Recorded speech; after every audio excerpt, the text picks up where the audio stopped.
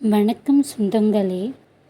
முந்தைய பதிவில் செல்வ வளத்தை அள்ளித்தரும் குபேர ரகசியங்கள் பார்த்தோம்.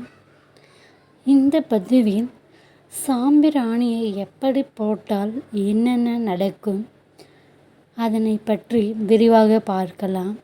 வாருங்கள். அந்த காலங்களில் வீடுகளில் சாம்பிராணி புகை போடுவார்கள். அதனால் தேவையற்றவை விலகி தேவையானவை தேடி வரும் என்பது ஐதீகமாக இருந்தது. அதே போன்று நீங்களும் வீட்டில் வெள்ளி, செவ்வாய் மற்றும் முக்கிய நாட்களில் சாம்பிராணி புகை போட்டு வாருங்கள். இது நாள் வரை உங்களை தொடர்ந்த துரதிர்ஷ்டம் விலகி விரைய செலவுகள் கட்டுக்குள் வந்து வீட்டில் செல்வம் மேன்மேலும் வளர வழிவகுக்கும். அந்த சாம்பிராணியை எப்படி போட்டால் என்னென்ன நடக்கும் என்பதை பார்ப்போம். உங்கள் சூழ்நிலைக்கு ஏற்றாற்போல் அதற்கேற்ற சாம்பிராணியை போட்டு வாழ்வில் அனைத்து வளமும் பெறலாம். சாம்பிராணியில் தூபம் போட்டால் கண் திருஷ்டி, பொறாமை ஆகியவை நீங்கி முன்னேற்றம் கிடைக்கும். அகில் தூபமிட குழந்தை பேறு உண்டாகும். மருதாணி விதைகளில் தூபமிட சூனிய கோளாறுகள் விலகும். தூதுவளையில் தூபமிட வீட்டில் தெய்வம் நிலைக்கும். சந்தனத்தில் தூபம் போட லட்சுமி கடாட்சம் கிடைக்கும்.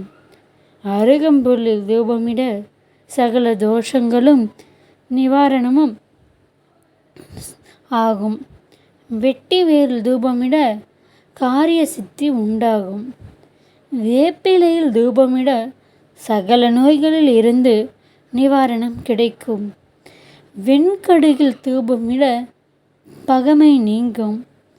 வெண்குங்கிலியத்தில் தூபமிட துஷ்ட சக்திகள் விலகும்.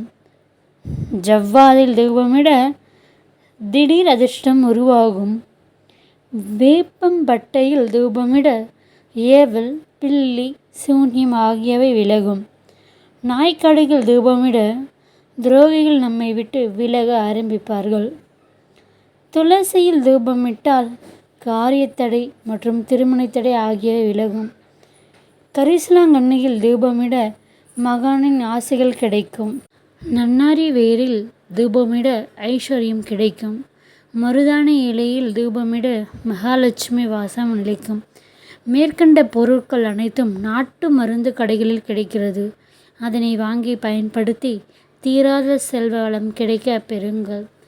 சாம்பிராணியை இவ்வாறு பயன்படுத்தி நன்மை பெறுக. நன்றி, வணக்கம். இது போன்ற வீடியோக்களை பார்க்க நமது சேனலை சப்ஸ்கிரைப் பண்ணுங்கள், லைக் பண்ணுங்கள், ஷேர் பண்ணுங்கள். நன்றி, வணக்கம்.